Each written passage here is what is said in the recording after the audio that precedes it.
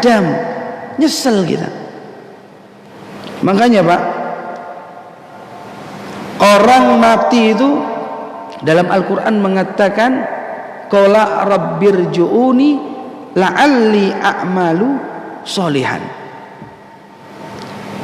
Ya Allah, kembalikanlah aku ya Allah, walaupun untuk sebentar, la'alli a'malu sholihan, agar aku bisa beramal soleh. Man amila sholihan min dzakarin wa unsa wa huwa mu'min falanuhyiyannahu hayatan thayyibah. Barang siapa yang beramal soleh, baik dari laki-laki maupun perempuan, syaratnya dia adalah seorang mukmin, falanuhyiyannahu hayatan thayyibah, maka akan kami hidupkan dia dalam keadaan thayyib yang baik, baik hidup di dunia maupun hidup di akhirat. Nah di sini mereka yang sudah mati mengatakan la'alli a'malu sholihan fima taraktu. Ya Allah, kembalikanlah aku ya Allah ke dunia ya Allah. Untuk apa? Aku beramal soleh yang dulu pernah aku tinggalkan. Nah, ini Pak, artinya apa? Nyesel Pak. Fa'idha matu intabahu fa'idan tabahu nadamu faliyadzubillah min dzalik. Semoga kita bukan termasuk golongan-golongan orang yang nantinya nyesel di akhirat. Faliyadzubillah min dzalik. Maka apa kalau sudah nyesel? Fa'idan nadamu lam tanfa'hum. Maka apa? Nyeselnya itu sudah tidak ada manfaatnya. Makanya apa? Dunia ini adalah tempat kita memperbanyak amal. Sakwake-ake nih Pak. Kulaane gitu teng dunya. Nggih. Kulaane teng dunya. Dan bahkan nanti apa? Orang ini kelihatan, orang ini orang baik, orang ini mati husnul khotimah apa tidak, ini dikasih lihat oleh Allah Subhanahu wa taala. Bahkan sebelum dia meninggal, ketika nazak itu Pak. Karena apa? La yamutul mar'u illa yura maq'adahu imma fil jannah wa imma finnar. Tidak akan mati seseorang itu kecuali dia akan dilihatkan oleh Allah Subhanahu wa taala tempatnya, apakah dia di surga atau dia di neraka. Makanya tidak heran Bapak Ibu hadirin, orang mati ini kadang ada yang tersenyum, kan ada yang tersenyum. Karena apa? Yuro, dia dilihatkan oleh Allah tempatnya.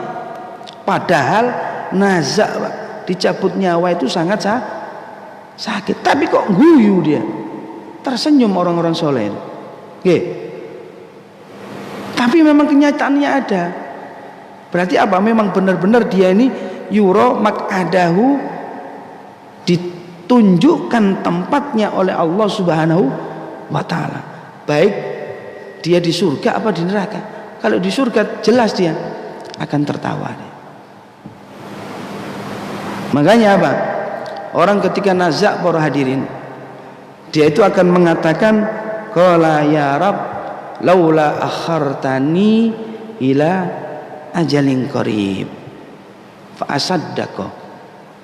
Ya Allah, dalam Al-Qur'an ini, seandainya engkau akhirkan ya Allah, diundur sedikit saja, saya ini jangan mati dulu ya Allah, maka apa? Kami akan sedekah. Lah hadirin, tiang nazak nih Pak, tiang nazak misal panjenengan tawari dan dia ini mampu untuk menjawab, mampu untuk bergerak. Kalau jenengan tawari, dia pasti apa? Yang diinginkan adalah untuk sedekah. Tapi apa? Karena dirinya sudah tidak bisa ngomong, gak kuat tenaganya, ya sudah, kita juga tidak paham. Itu kalau orang nazak ditanya seperti itu Pak, dia kepingin sedekah karena tahu pahalanya sedekah, apalagi sedekah sir. Itu nazak saja sudah apa itu dia dikasih tahu oleh Allah Subhanahu wa taala karena beratnya nazar itu. Dan dilihatkan tempatnya di surga atau di neraka Allah Subhanahu wa taala. Maka walhasil jangan sampai faidan tabahu nadamu, faidan nadamu lam tanfa'humun nadamah. Kalau kita sudah nyesel nanti di akhirat, kalau nyeselnya, sakitnya masih di dunia, Pak, itu tidak selamanya, tidak hakiki. Artinya apa? Sakitnya kita di dunia itu sakit-sakit masih enak, Pak. Kalau sakitnya sudah di akhirat itu selama-lamanya. Podo mbek panjenengan nek pijet nih loh, Pak. Panjenengan pijet, dipijet. Gitu. Waduh. Loro. Tapi itu isyarat. Isyaratnya apa? Yaiku sing loro iku enak, kan ngono. Iku nek gerenjelane dipijet terus kok waras. Loro-lorone tapi enak. Tapi nopo kalau di akhirat fal iyadzubillah min dzalik loro nggih loro temenan. Tempat dua tok, Pak, imma fil jannah wa imma fil finnar. Kalau ndak di surga ya neraka. Fal iyadzubillah min dzalik. Maka jangan sampai kita tersadarnya ini tersadar ketika di akhirat. Padahal Kanjeng Nabi sudah mengatakan, nggih, kita ini semua apa? Seperti orang mati. Kalau sudah mati baru sadar. Seakan-akan kayak dongeng, Pak. Diceritaninya seperti ini. Dikatakan oleh Nabi, diceritakan oleh para ulama, itu kayak kita ini dongeng. Tapi apa? Hakikatnya nanti bisa kita buktikan bersama ketika semua kita sudah mati. Dan jangan sampai kita semua ini tergolong orang-orang yang nyesel di akhirat. Fal iyadzubillah min dzalik. Itu yang kedua. Mereka ini cinta gedung tapi melupakan kuburan, yakni rumah abadi kita. Kemudian lanjut, wa yansawnal hisab wa yuhibbunal mal wa yansawnal hisab. Nggih. Mereka cinta harta. Maksudnya apa kata Imam Nawawi? Fayashtagiluna bi jam'ihim, sibuk mengumpulkan harta. Wa yansawnal hisab, dan mereka ini melupakan hisab, perhitungan Allah Subhanahu wa taala. Au yaghfuluna an hisabillah, kata Imam Nawawi, mereka ini melupakan daripada hisabnya Allah Subhanahu wa taala. Iyyahu bihi fa innal mal halalu hisab wa haramuhu iqab. Ketahuilah, Pak, harta niku halalnya saja dihisab, apalagi haramnya. Haramnya jelas-jelas napa? Iqabun, yaitu apa? Siksa Allah Subhanahu wa taala. Jangan enak-enak. Bukan berarti kita tidak boleh mengumpulkan dunia, tapi sekali lagi jangan sampai dunia itu ada dalam hati kita. Makanya apa? Bapak Ibu hadirin yang dimuliakan Allah, ketika Sayyidina Abdurrahman bin Auf, ini kan terkenal sahabat Nabi, seorang pedagang yang kaya, Abdurrahman bin Auf ini. Ketika beliau ini pulang dari Syam berdagang, mau masuk ke kota Makkah atau Madinah itu waktu itu, okay, dengan membawa hasil dagangannya yang begitu banyaknya, Pak, duit wake pun. Maka dilihat oleh Sayyidah Aisyah radhiyallahu anha. Begitu Sayyidah Aisyah melihat ini, nangis, Pak. Sayyidah Aisyah itu nangisnya apa? Aduh, kasihan Abdurrahman bin Auf. Dia ini apa? Hisabnya lama. Karena apa? Karena kakean duit. Halaluhu hisab wa haramuhu iqab. Dunia itu, Pak, harta itu, Pak, duit itu, Pak. Nggih. Halalnya itu dihisab, haramnya jelas siksa. Makanya apa? Diceritakan orang-orang yang seperti itu, kata Nabi, apa? Yang banyak harta itu nanti di Siratul Mustaqim ngesot, Pak. Ngesot apa? Karena keabotan duit, karena keabotan dunyo. Dihisab dulu. Makanya daripada doa baginda Rasul Muhammad sallallahu alaihi wasallam, Allahumma ahyini miskinan wa amitni miskinan wahsyurni fi zumratil masakin. Ya Allah, hidupkanlah kami dalam keadaan miskin, matikanlah kami dalam keadaan miskin, dan kumpulkanlah kami bersama golongan orang-orang miskin. Wonten sing wani donga ngenten wae. Nggih. Wahsyurni fi zumratil masakin. Kenapa Rasulullah donga agar jadi orang-orang miskin? Agar apa? Hisabnya cepat. Nggih, hisabnya aja cepat. Maka berbahagialah bagi orang-orang yang tidak punya uang kan. Lah ini. Ya memang benar-benar dihisab, Pak. Tidak mungkin tidak ada hisab. Semuanya hisab. Nggih. Napa niku harta, semuanya dihisab. Maka jangan tenang-tenang.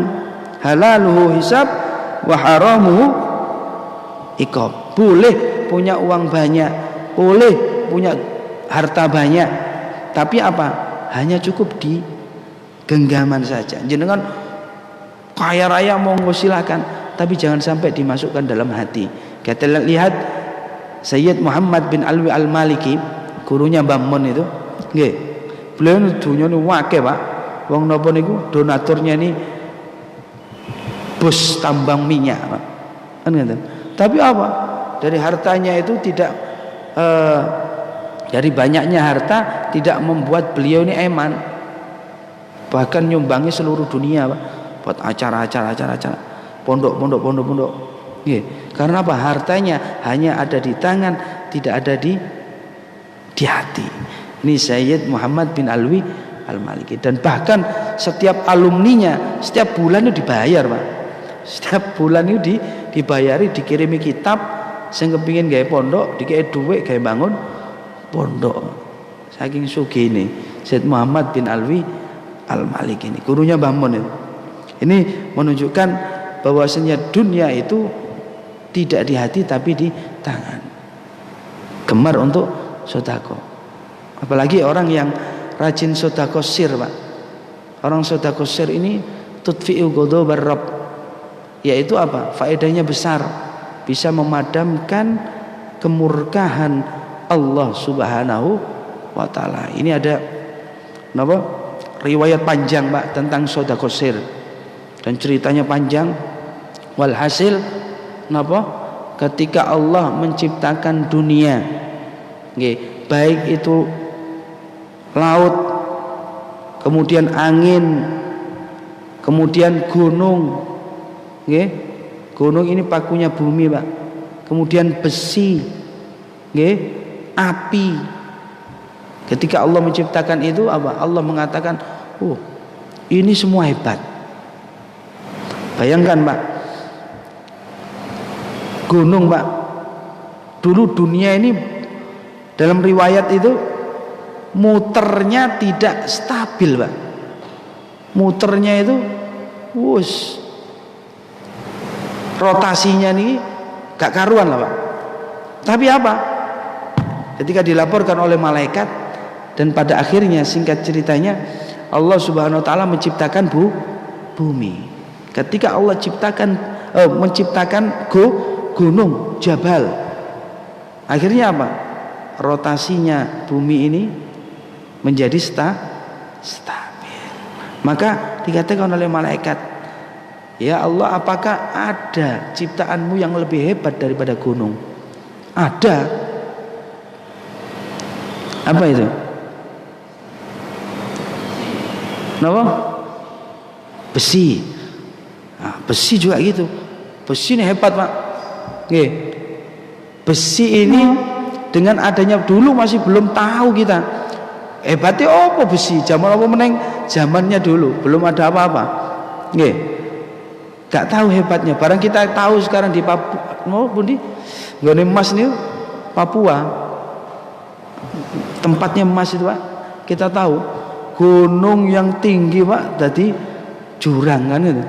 Baru tahu karena disopel ambek dikeruk sama alat berat, semua dari besi Pak. Dan seterusnya. Kemudian apa? Malaikat bertanya, ada hebat yang lebih hebat daripada besi? Terusnya angin dan seterusnya. Tapi apa Pak? Daripada semua makhluk ciptaan Allah yang hebat itu, dari mulai gunung, besi, angin, nggih. Angin nih Pak.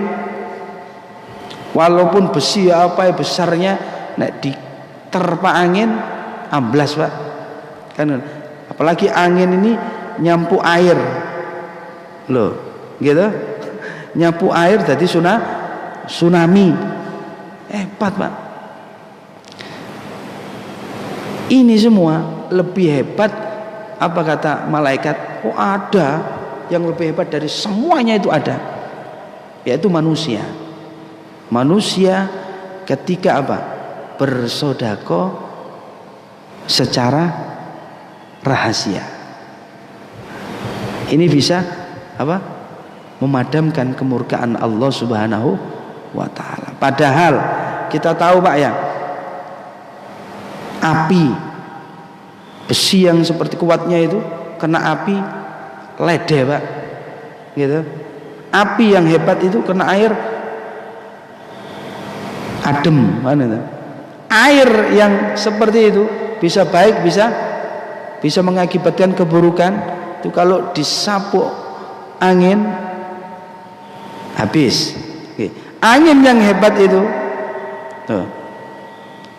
Ini semuanya yang mengendalikan kehebatan itu adalah Allah Subhanahu wa taala. Karena kemurkaan Allah Subhanahu wa taala. Tapi apa? Ini semua akan bisa dihalau dengan orang-orang yang bersedekah secara secara rahasia. Makanya dikatakan oleh Kanjeng Nabi, as-shadaqatu sirri tudfi'u ghadabar rabbi. Sedekah secara diam-diam ini bisa memadamkan kemurkaan Allah Subhanahu wa taala. Makanya apa? Yang benar adalah jangan sampai kita ini cinta harta kemudian sampai melupakan akhirat. Kita melupakan hisabnya Allah Subhanahu wa taala. Wa yuhibbunal mal wa yansaunal hisab. Tetap ingat hisabnya Allah Subhanahu wa taala. Semuanya ada hitungannya. Kemudian yang keempat, wa yuhibbunal layal ay ahlal baiti wa yansaunal hur. Yang keempat adalah mereka mencintai keluarga ay ahlal baiti, yaitu keluarga, wa yansaunal hura, dan mereka melupakan al-hura al-haqqa, yaitu kebenaran. Orang niku Bapak Ibu hadirin yang dimuliakan Allah Subhanahu wa taala, kadang membelani keluarga Pak. Gak ngereken iku bener apa salah, apik apa elek kan. Makanya dalam Al-Qur'an itu dikatakan, okay, al-mal wal banun, ya, harta, anak-anak itu semuanya fitnah. Maka apa? Dari itulah kita ini kadang tertutup. Kita mencintai keluarga boleh, dan bahkan itu anjuran, kewajiban kita. Tapi apa? Wa yansaunal haq, jangan sampai kita melupakan kebenaran. Kadang nopo Pak Bu nggih, nek yuga panjenengan cilik diciwil wong ngamuk nggo celurit budan. Seakan-akan mateni wong iki lebih halal daripada anake diciwil. Lah ini wonten Pak nggih, wonten niku orang-orang yang apa itu terlalu napa niku mencintai keluarga, tapi apa? Wayan saunal haq, mereka ini melupakan akan kebenaran Allah Subhanahu wa taala. Fal iyadzu billah min dzalik. Kemudian wa yuhibbunan nafsa wa yansawunallah. Dan yang terakhir adalah mereka mencintai an-nafsa, dirinya, wa yansawunallah, kan tapi mereka melupakan Allah Subhanahu wa taala. Maksudnya adalah bi ayyan tabi'u murada anfusihim, yaitu dengan mereka mengikuti keinginan hawa nafsunya, wa yatrakuna awamirallah, dan mereka melupakan perintah-perintah Allah Subhanahu wa taala. Nah ini Pak, yang terakhir adalah mereka mencintai dirinya tapi melupakan Allah. Sehingga apa? Mereka ini hanya mengikuti hawa nafsunya. Kalau menurut hawa nafsunya enak, lanjut. Tidak dibatasi dengan hududullah, dengan hukum-hukumnya Allah. Padahal Allah mengatakan ini haram. Wah, aku seneng nih. Lanjut. Nggih dipamai. Ini halal, malah diharamkan. Falyazubillah min dzalik. Inilah kata Imam Nawawi, orang-orang yang melupakan Allah tapi mencintai dirinya sendiri, tok, menuruti hawa nafsunya sendiri. Maka apa? Para hadirin yang dimuliakan Allah, di antara 5 orang ini katanya Nabi, hum minni bura'un wa ana minhum bari'un. Kata Nabi, orang 5 ini hum minni bura', bu'da, kata Nabi, jauh sudah, jauh dari siapa? Dari aku, kata Nabi. Wes wong 5 ini adoh mbek daripada Kanjeng Nabi. Kalau sudah jauh dengan Kanjeng Nabi, para hadirin, nggih, faliyadzubillah min dzalik. Nggih, yang jelas kita di akhirat tidak akan selamat. Wong juru penyelamat adalah Rasulullah. Jauh sudah dari saya. 5 orang, kategori 5 orang ini. Kemudian apa? Wa ana minhum bari'un. Nabi menambahi, sudah jauh, dan Nabi mengatakan wa ana minhum bari', dan saya terhadap mereka itu bari'un, bebas, khalas wis, aku gak ono urusan mbek wong kabeh iku, wong 5 iku mau. Kalau Nabi sudah mengatakan seperti ini, Pak, ciloko, Pak. Kan ngono. Wa ana minhum bari'. Kalau bahasa kita itu wis kon gak ono urusan mbek aku. Faliyadzubillah min dzalik. Maka semoga kita tidak tergolong daripada 5 orang ini yang dikatakan oleh Nabi wa ana minhum bari', saya terbebas dari mereka, saya sudah tidak ada urusan dengan mereka. Padahal apa? Wasiqal ladzina taqaw rabbahum ilal jannati zumara. Orang-orang itu nanti wasiqal ladzi akan digiring, Pak, ilal jannati zumara, dikiring untuk masuk surga. Zumara berkelompok, Pak, berbondong-bondong. Dan ini kelompok terbesar adalah kelompoknya baginda Rasul Muhammad sallallahu alaihi wasallam. Kita semua nanti ada di bendera, di bawah benderanya Kanjeng Nabi Muhammad sallallahu alaihi wasallam. Bayangkan ketika itu kalau kita ini terbebas daripada Nabi. Artinya apa? Kita dijauhi dan gak direken oleh Nabi.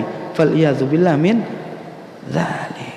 Kita kenal Nabi, tapi Nabi belum tentu kenal kita. Faliyadzubillah min dzalik. Mugi-mugi barokahnya majelis, nggih, kita semua ini dicintai oleh Nabi, dicintai oleh Allah, dan semua hajat-hajat kita, baik hajat itu dunia maupun akhirat, dikabulkan oleh Allah serta dipermudah oleh Allah Subhanahu wa taala. Dan keluarga kita, anak-anak kita dijadikan anak-anak yang soleh solehah, anak yang berbakti, anak yang manfaat fid din wad dunya wal akhirah. Amin ya rabbal alamin. Mungkin cukup sekian dari Al-Fakir. Ini satu makalah saja, ya, didik mawon, insyaallah dilanjutkan pertemuan akan datang. Wal afu minkum, assalamualaikum warahmatullahi wabarakatuh.